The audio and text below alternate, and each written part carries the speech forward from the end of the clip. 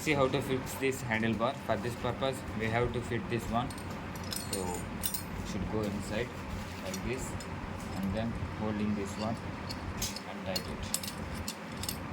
So by rotating this you can see getting tight. So after it has gone a little bit inside, so we have to place the handlebar onto the cycle like this. So I just, as per your preference, after it goes inside you have to tight it with the tools provided, the multi spanner. So my preferred height will be this, so then with the tool